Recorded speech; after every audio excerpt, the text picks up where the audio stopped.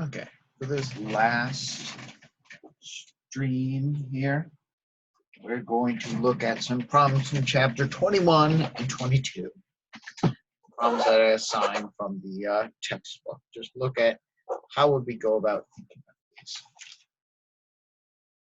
So I'm going to jump around a bit. I'll go through some of 21's problems and then 22.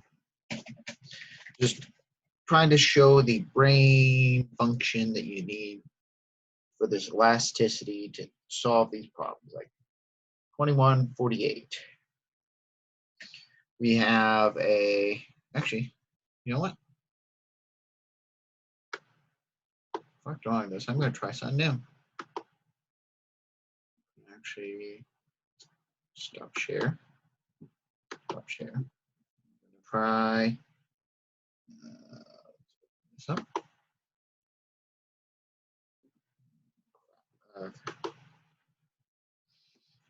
Second.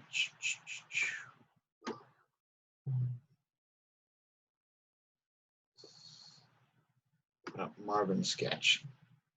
This is actually, maybe I should have done this from the get-go, but you know, hindsight is always 2020.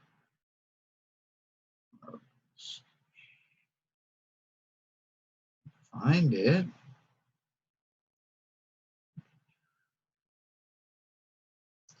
Change.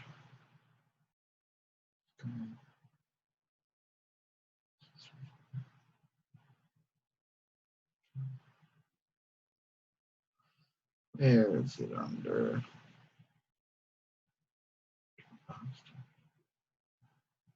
Chemaxion. Chemaxion Marvin sketch. Okay. Share screen with my. Nope.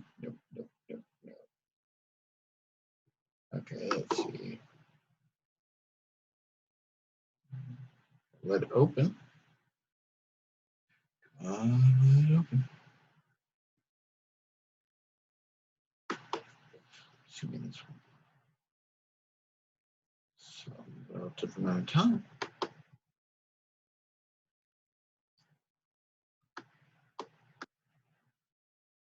There we go. There we go. Okay. Share screen. Marvin sketch. There we go. So, 2148 has us going through. How are you going to go from a benzylamine to a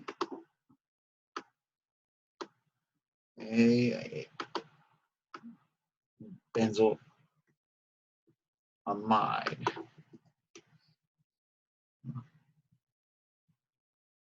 So this would be, and then this is goes from aniline. Oh, for God's sake. Why is this crashing?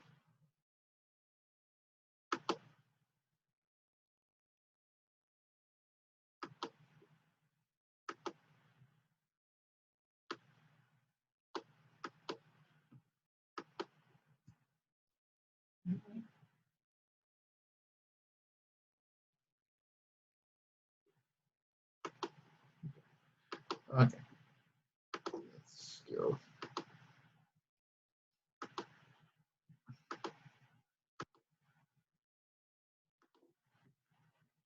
How do you go from here to there?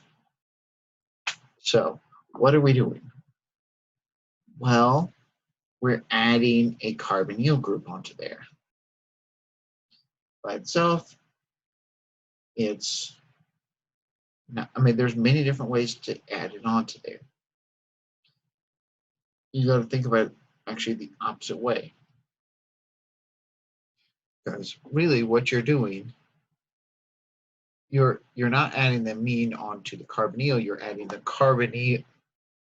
You're not really adding the carbonyl onto the amine, you're adding the amine onto the carbonyl. So you got to think about what carbonyl groups would attack an amine. So there's several different answers, but if you look at your chart of reactivity, you see, well, uh, acid chlorides are the highest reactivity, followed by acid anhydrides, followed by esters, and then amides are just by the lowest. The far lowest is the carboxylates. We're not going to react with carboxylate, but you could do any manner of things with amines. So just looking at what functional group you want to add to. The easiest one would be the form of a methyl chloride. Let's say methanoyl chloride would probably be the easiest way to do this. But you could just as easily go with, I'm not sure how stable this is, but you could easily switch that. Instead, go with, you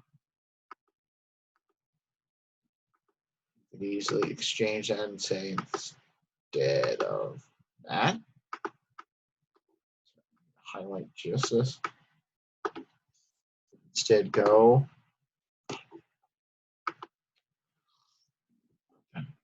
geez, this is why I drew this. Carbon.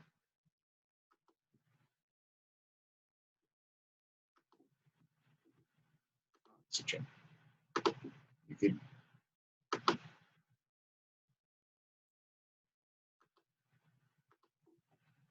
use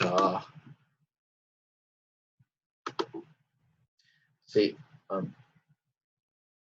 methanoic anhydride. That's the diformal anhydride. Not sure how stable it is, but you could do that. That would be one way to form this. Or hypothetically, with heat and forming methyl formate, some sort of ester. Instead of that, you could have this, delete this.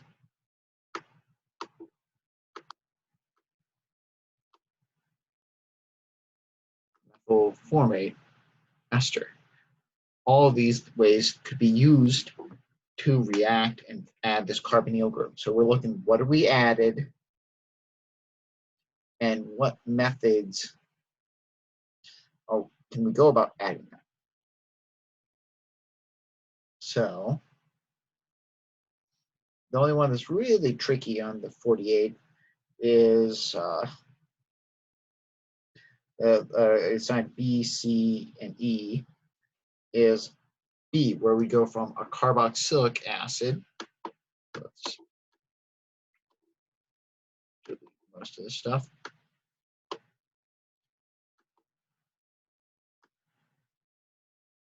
To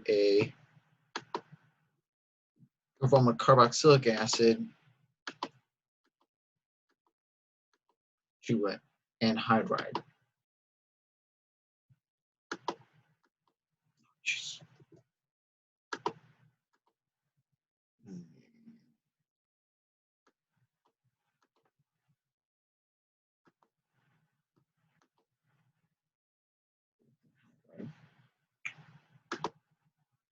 I put the oxygens in there.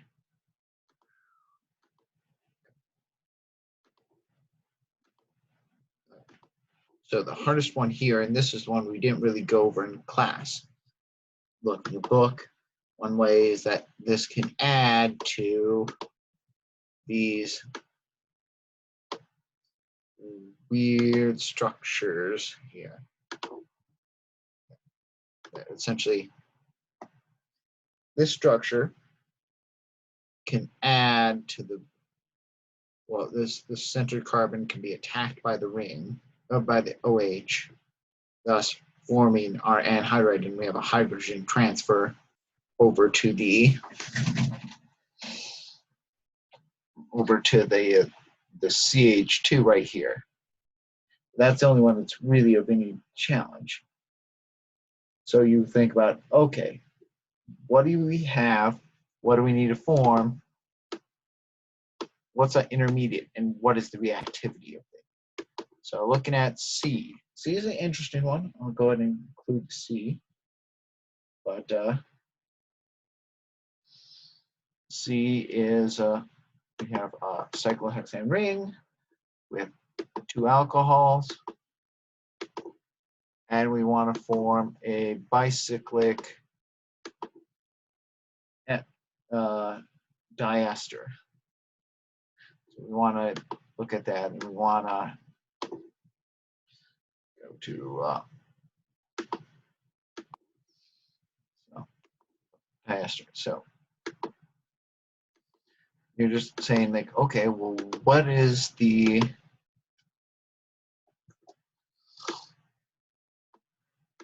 what must the intermediate look like? What are we adding? What are we adding here? Well, we're adding here, we're removing 2 hydrogens, but we're adding carbon, carbon, or 2 carbonyls. So the way to add this is by looking at the dehydration reaction of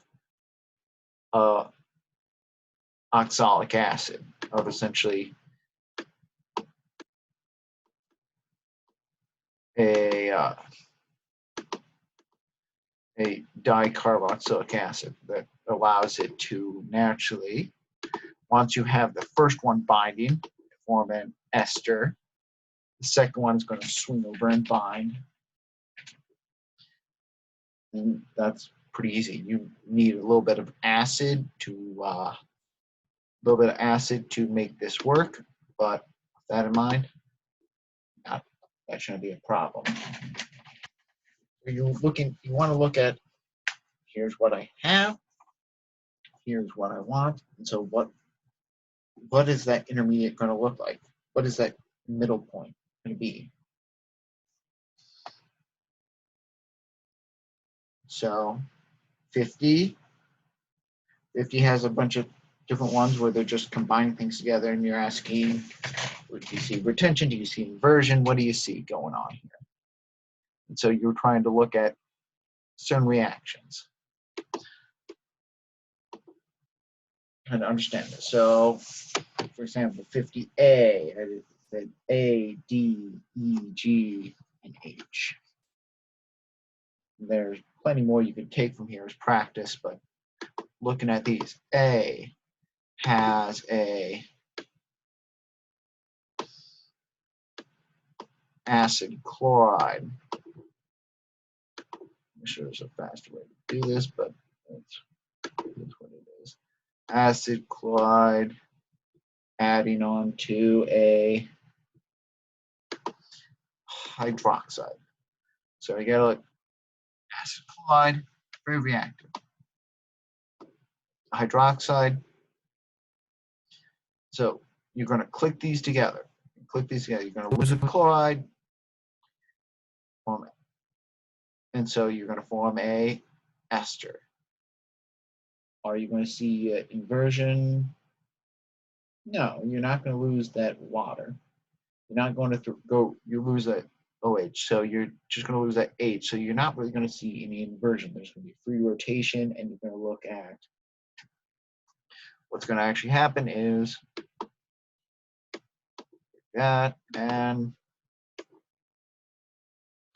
that, and combine these together, you have that structure. Free rotation around that bond, so no inversion, you're going to have the same stereochemistry you would have had on that anyways. Not that there is any chiral centers to begin with. Let's see, looking at D. D, you have an anhydride, cyclic anhydride, which is interesting in itself.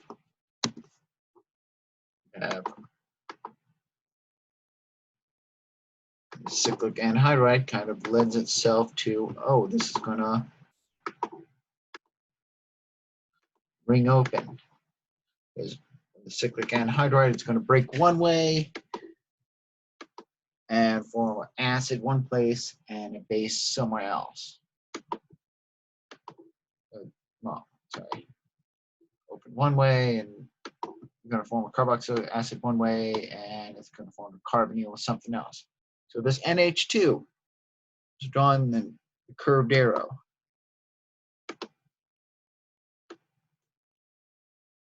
Two is going to say it doesn't really matter where it attacks. We're saying that's attacking there, and then these electrons are going to go to there. So electrons from that bond are going to go to there, and that's going to ring open. Now that amine has to lose a hydrogen, so it's going to lose it to that. So we're essentially going to see a ring open thing of, so go ahead and delete that bond.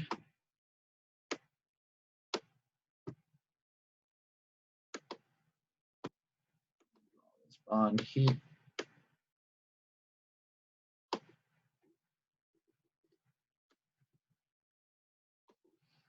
Now we'll just select the whole thing and pretty it up.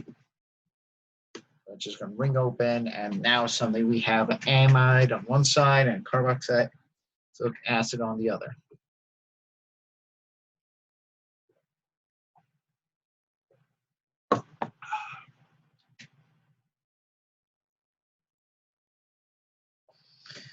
So now let's see. Again. Okay. E, lithium aluminum hydride. Lithium aluminum hydride. That is your most reactive. We got a phenyl group, and we have a ester.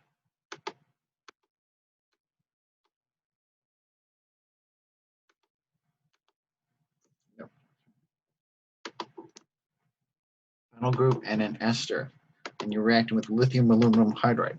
You have to be careful. Certain reductants, particularly bulky reductants, can sometimes stop prematurely, but lithium aluminum hydride is one of the strongest of all, and it's going to kick the ass. It's going to kick off the leaving group, form an aldehyde, but then it's going to keep reacting. And so what's going to happen all in all is, in the end, you're going to remove water, and you're going to remove your ester, so you're just going to have phenyl alcohol and ethanol as a byproduct. So, and that's going to happen. I didn't include F. Let's do F real quick. Let's do F. F is a similar reaction with lithium aluminum hydride, because we have a cyclic amide.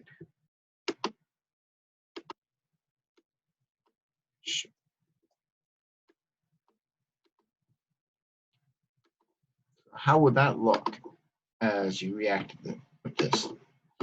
Well, lithium aluminum hydride is going to first, it's always going to attack the carbonyl. But remember, as it swings up to lone pair up here, given enough time, it will swing down and kick off a leaving group. So the first thing it will do is it'll ring open this. Open this. The second thing it'll do is, if there's still enough lithium aluminum hydride, it will keep adding. If it keeps adding, it will go back down to ring open methyl and amine. Now, same thing. A lot of these groups, you got to remember, if we add Grignard or organolithium, you're going to ring, the first thing you're going to do, you're going to add to the carbonyl. And if there's a leaving group, it's going to kick that carbonyl off. And then if it can still add, it'll add again. So we're going to see multiple additions here. So that's kind of what you see in problem H, where we have a similar situation of a cyclic ester, and we're adding excess phenyl magnesium bromide. So it's going to add first, ring open, and then it's going to add again, ring open. So it's going to ring open, adding the phenyl group, and then it's going to form bicarbonyl. That's going to add a second time. So I just want to hit this, stress this. As you think about these, as you understand these, as you try to understand these, think about how these, don't forget all the reactions we've learned in the past. Forget that lithium aluminum hydride, super reactant. Weaker lithiums, there are situations where these weaker lithiums, like lithium aluminum hydride tert oxide, for example, or like I'm trying to remember some of these guys. There are certain situations where that we can use a weakened reductant to stop harsh part way, or to only react with one type of guy. So skip to 22. I assigned a lot of 22, mainly because there is a lot of this is a whole crazy set of stuff, and so we want to look at a lot of these guys.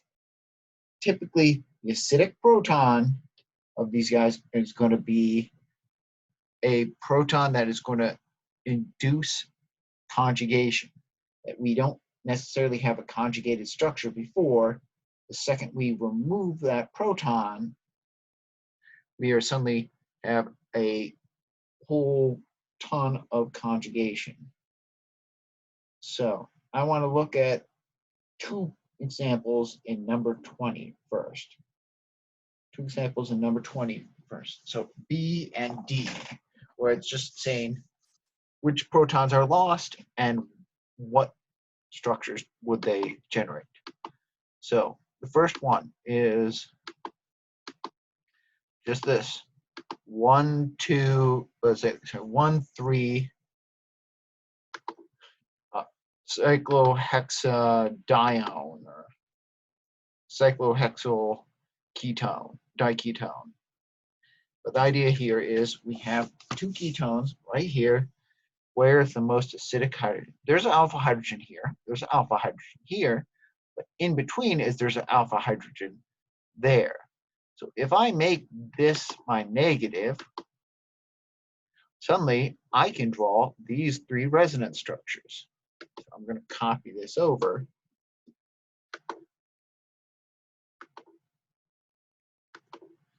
Okay, so this is my starting point right there. But now if I draw this, I can now draw, I'm going to put the negative charge here and then go back to neutral. And I can now put the negative charge here and put this back to neutral. And I can resonate one way or the other. And that's what's going to get me the most number of resonance structures. If I just did here, I'm only going to have one resonance structure. If I do it here, I'm only going to have one resonance structure. Thus, this is going to give me the best possible structure. Now, the starting material for number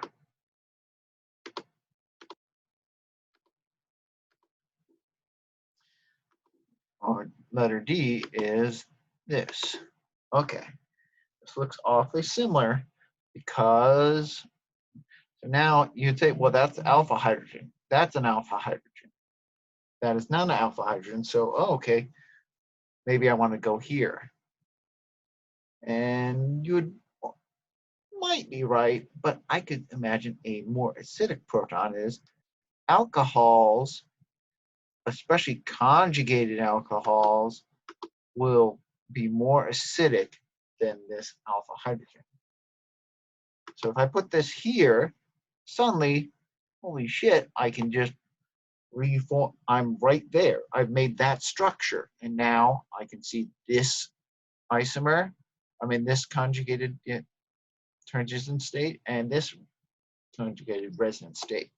So I have 3 resonance structures, as opposed to if I'd done this, I only would have been able to do, copy this over,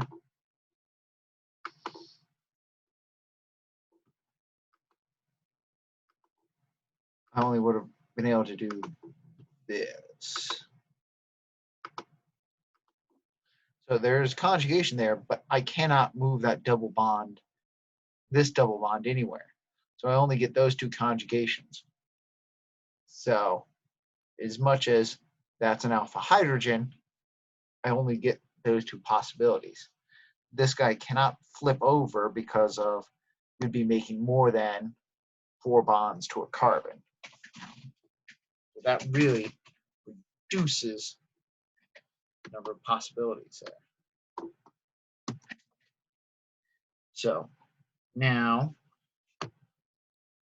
62, predict the products of the following aldol condensation. So remember, aldol condensations have 2 major steps.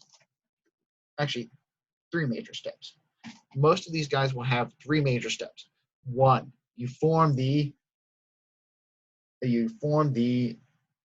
keto, the keto eno, or the enolate anion.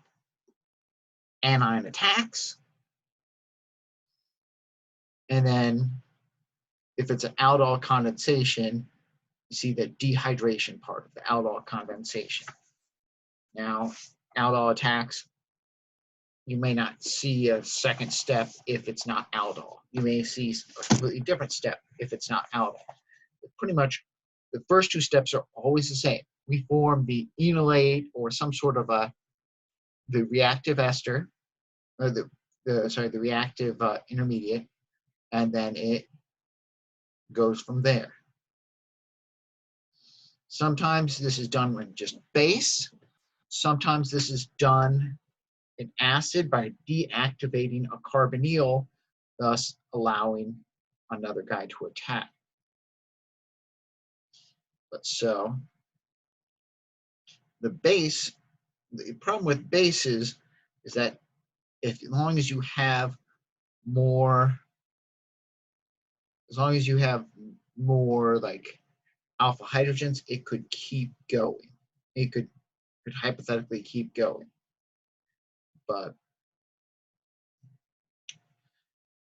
acids only typically allow for 1 addition because you're deactivating, thus necessitating the hydrogen loss to stabilize it.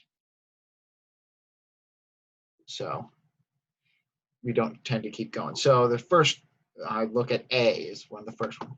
So it's R group, essentially. That's R group, just so I can add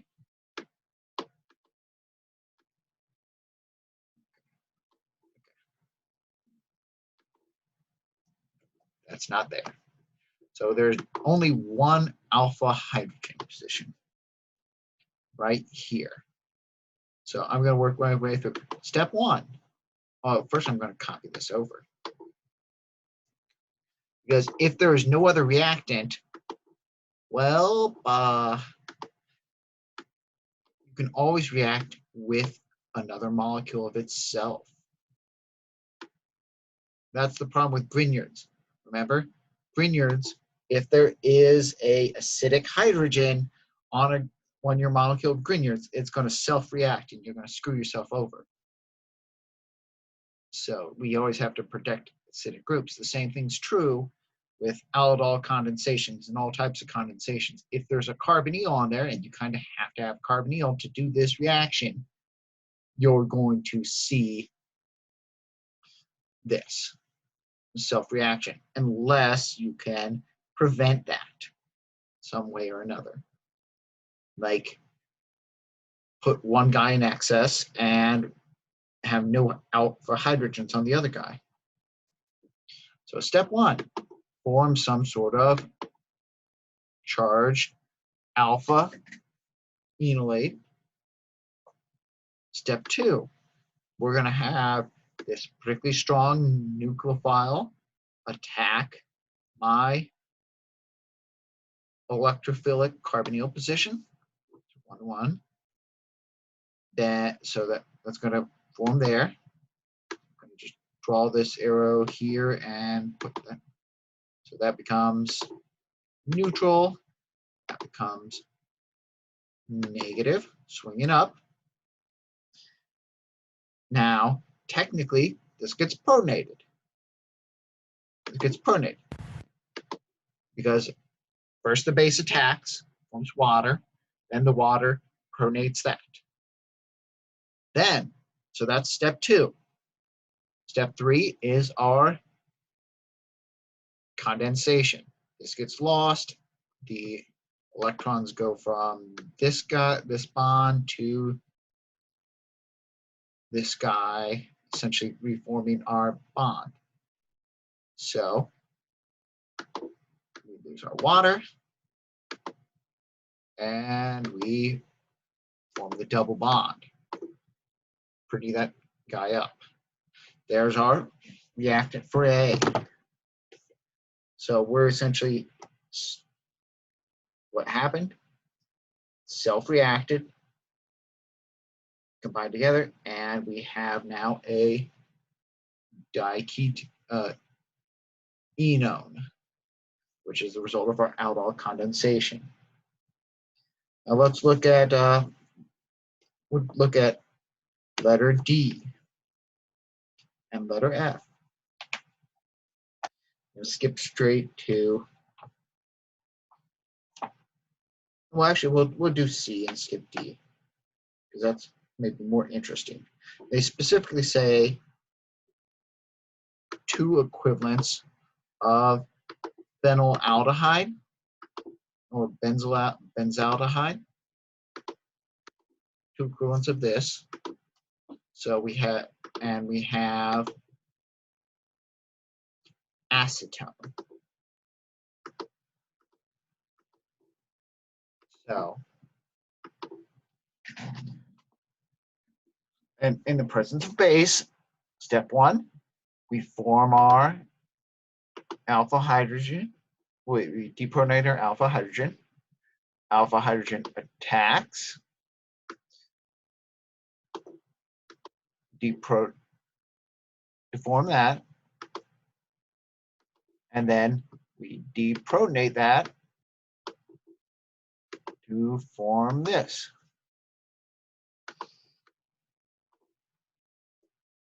Okay, so that's not going to go anywhere. Now, the beauty of this is, why do they specifically need to add two equivalents? Well, we still have an alpha hydrogen. So couldn't we then attack there? And in the presence of another benzaldehyde, which we said, oh, we definitely have.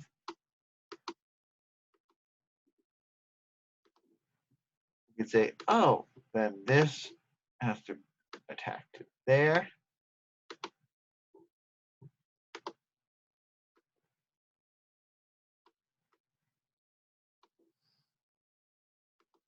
And then finally, said we depronate because it's an aldol condensation. Copy that up. And we have this lovely structure. Finally, F. F. F, we have, technically, you could have two possibilities. You could probably have intermolecular, but you can always look for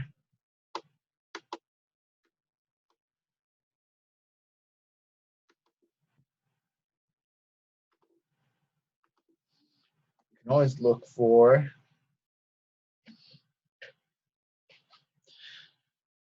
intramolecular reactions. Intramolecular reactions are always faster than intermolecular reactions because of one key thing. You don't intramolecular reactions are first order. They don't require you to bump into the correct spot on another molecule to make this work. These molecules are bumping around in solution, and it all while they're rotating and translating and vibrating. You don't need, you have to hit it just right. You have an orientation factor when you calculate kinetics. They have to have the right amount of energy and the right amount of orientation to make this work. While this is rotating around, what's the likelihood of this accidentally bumping into this instead? It's because if it's swinging around like mad, it's actually a lot more likely. With that a lot more likely, we see the magic occurring. And so now, because this is technically you could form alpha hydrogen there or an alpha hydrogen here. This alpha hydrogen will go nowhere intermolecularly, but this alpha hydrogen just enough to see an attack. So because this alpha hydrogen formation is reversible, we're only going to see really here because this is the only one that's going to result in intramolecular action. So it's going to attack right here. Remember, 5-member and 6-member rings are our most stable. So we're not going to see no 7-membered rings or 4-membered rings. So 1, 2, 3. 3-member rings not going to work. Next, it's dehydrating away. So our product is this bicyclic compound. So that's probably the most stable product. Now, moving directly into 63, Claisen condensations. Claisen condensations work very similar. The only difference is that these guys are esters, so they're slightly less acidic by definition. They need a slightly stronger base when you have to deprotonate them, but they also have a leaving group built in, that ester. So the first one is just the same molecule we did on 62A, except in ester format.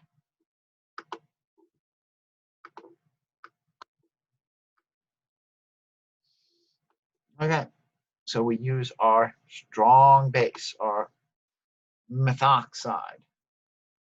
First thing you do, you form the alpha carbanion. Alpha carbanion attacks our functional group, our proper group.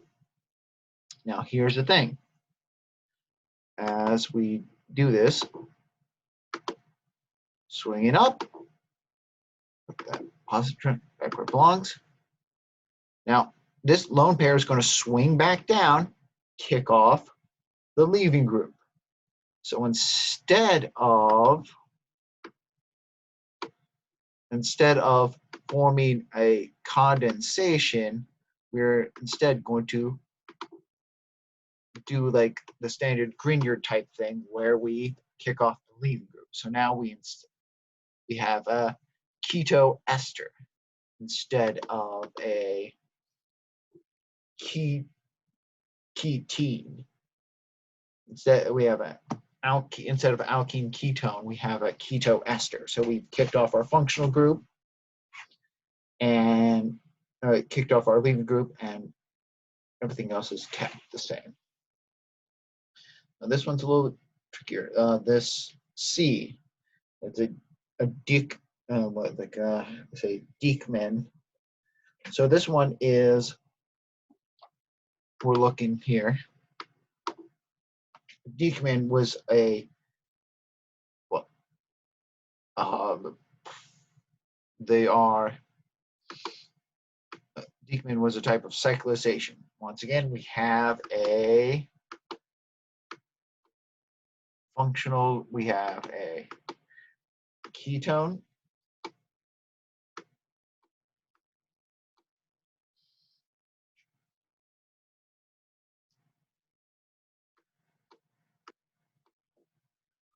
two, three,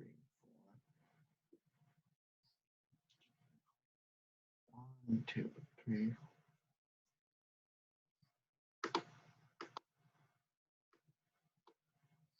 This one is a little tricky. We're using a very strong base.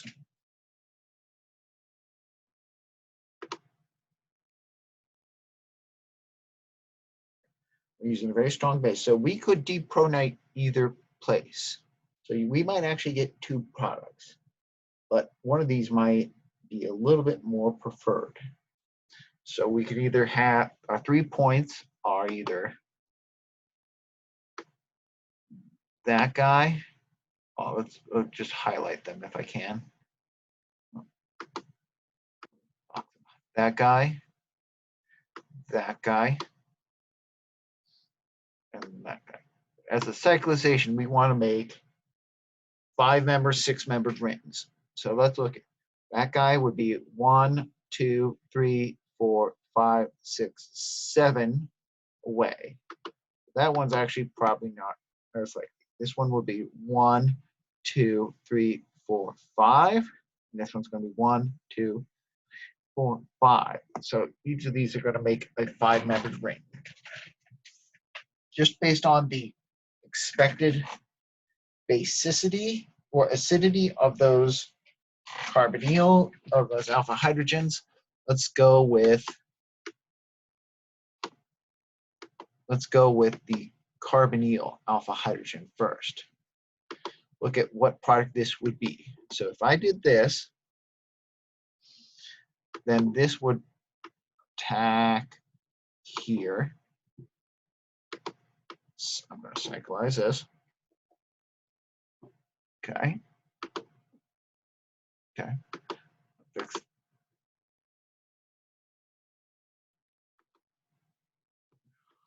Sorry, it goofed. Okay.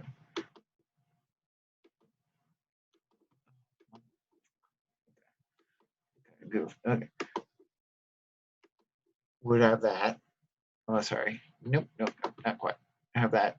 And then we would kick off the leaving group and reform our ketone. So we would have something like this.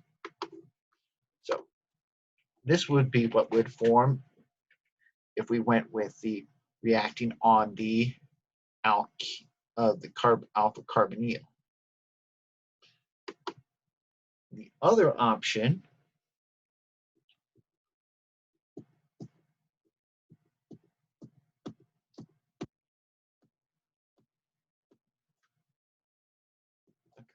option is if we made this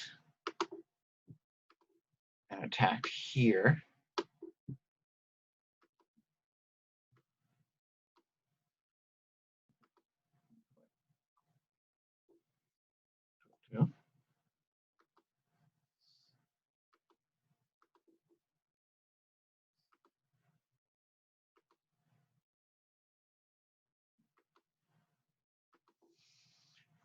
Pronate that, and then would eventually depronate that as aldol condensation and would have that structure.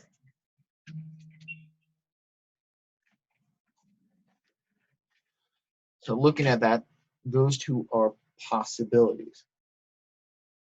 What I would say is the diketone one, or the diketone one is probably a little bit more likely just because of the acidity of the alpha hydrogen. But both of those will probably have at least some degree of stability. That's just looking at 63. Now I have a few more, even though I've spent a lot of time on this video. I'm going to keep working. 67. showing how might we synthesize these products. So this one's kind of working backwards. So this is extra hard. 67, A, B, and C. I feel this is this is a much needed idea. So I'm going to keep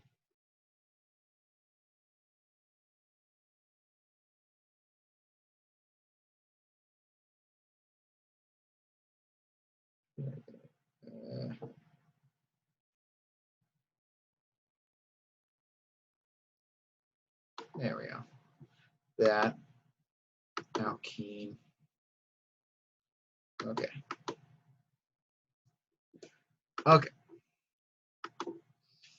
Now, the idea here is when you want to these like cyclic combinations, when you see these guys, you want to see some sort of really complicated structure with a ketone, some sort of ketone and a double bond.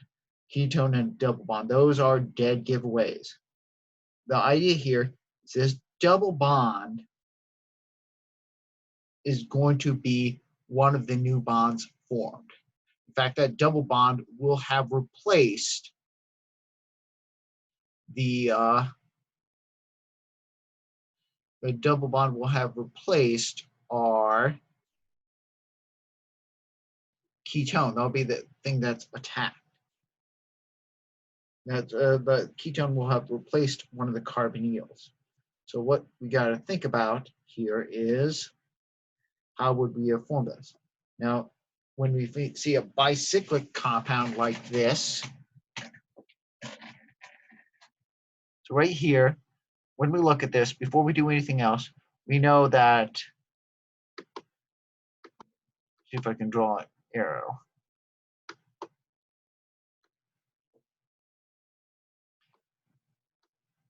That is our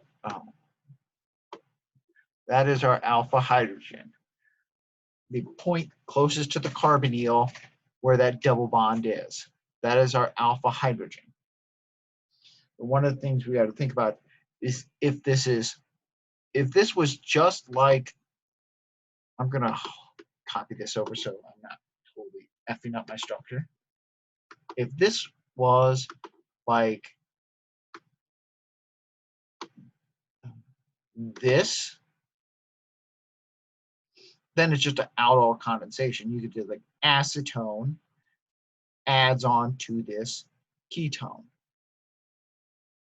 and we wouldn't have a problem. Acetone adds on to this ketone, and we don't have a problem. But because this is a bicyclic with an enone, we have to add a vinyl ketone onto a ketone. So it's a di reaction. We have two additions. So generally speaking, you look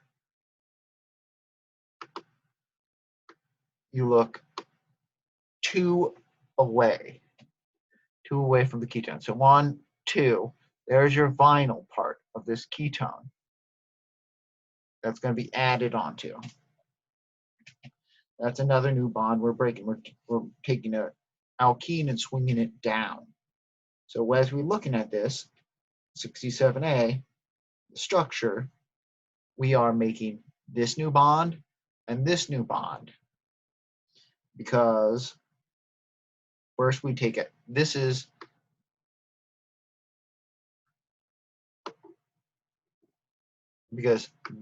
our alpha hydrogen. This is our first alpha hydrogen, which attacks here, which swings that up here. But that enolate reforms. The enolate tautomerizes and reforms. Another alpha hydrogen can then swing down and attack here.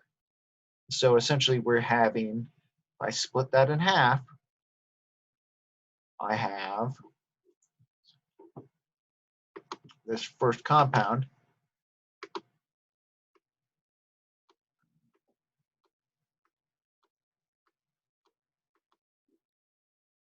There. And the second compound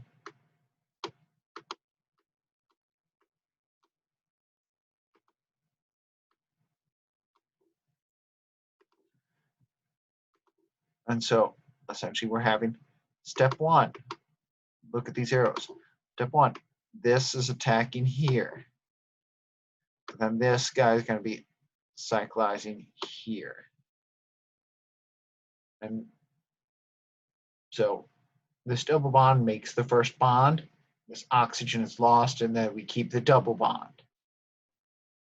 That's kind of a trend we will see when we look at these complicated Michaels addition and Robinson annulations. So I'm going to keep looking at these a little bit more time. Well, we don't have a little bit more time, but I'm going to spend the time because it's worth it. It's complicated shit. It's not easy. I'm not going to buy and say, oh, yeah, it's totally, yeah, you can do this. Man. No, it is not easy. You have to think about these. Okay, so the fact that we have a bicyclic enone, Robinson annulation. So we look at here, right here. Everything, this basically where double bond is being split. I don't have any dashed arrows. I just want to. Yeah, what the hell? Okay. I don't know what that is. Okay. Basically, this bond has been broken. These two bonds are the ones that are being broken. It's going to be the common trend right there. So what do we have? We're going to break that, separate. There's our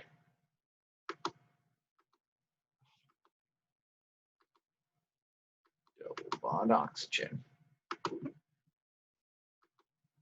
And there is there's our double bond. That's our structure.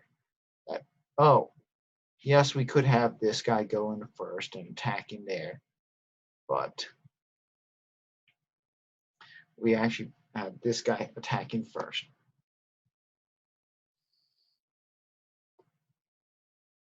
So one last structure, really not a hard, well, same general premise. Get it back together. Instead of that, we just have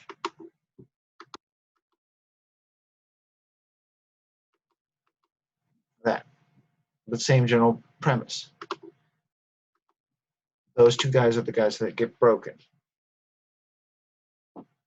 It's once you see it, it's like, oh, it's really that easy. You're just going to have a double bond here.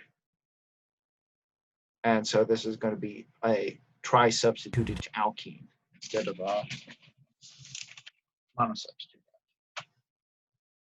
Okay, and then finally, 69. 69 A, C, D, F, and G. Those are just some reactions here. Not all of them are obvious. This one, useful for the quiz. We have a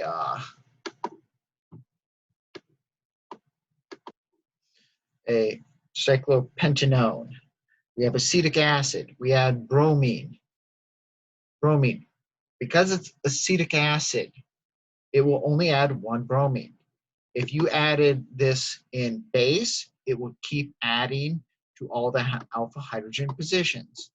But because we do acetic acid, it only adds one time. So we would have a monobromo.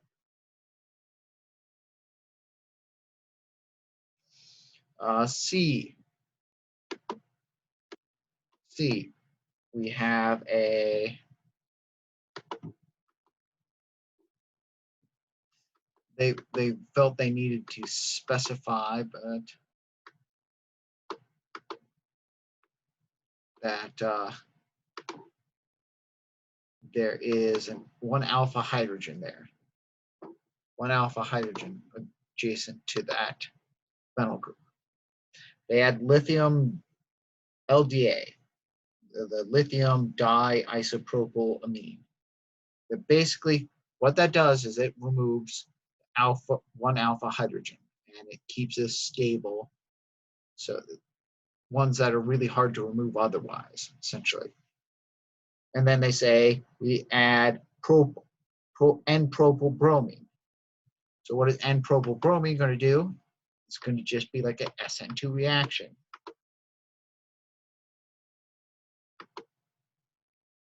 So really, it's not that hard. In propylbromine, we just have this ugly ass structure, but not bad.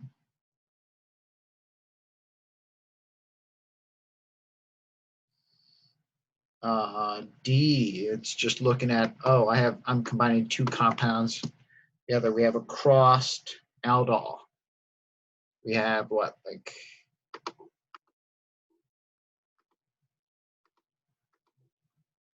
cyclopentanone and a benzaldehyde. Benzaldehyde does not have any alpha hydrogens, so it cannot add. So what are we going to do? Form this, and so you might get some, depending on how this is added, you could get some of this product. You could get some of this product if it's not carefully controlled for. Get this.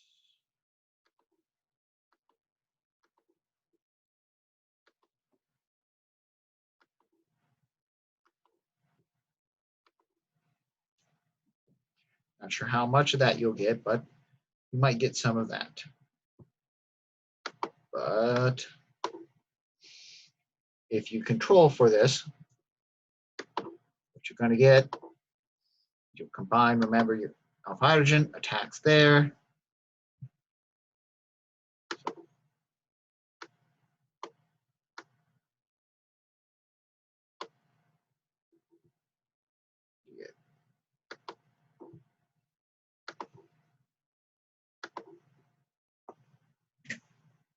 Going to get that structure. Now F, they have a diketo position. Well, let's skip F. F is pretty straightforward.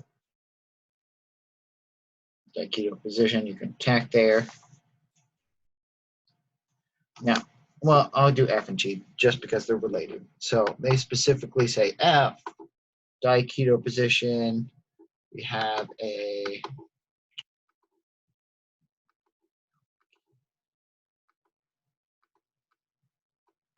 in order to do G, you have to do it. You kind of have to do F.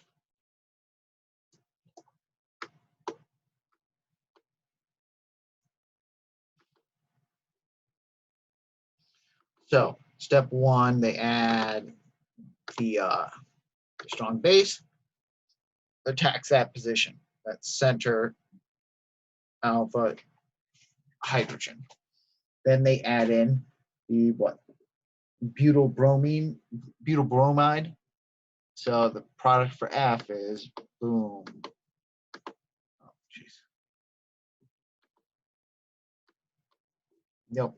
Jeez.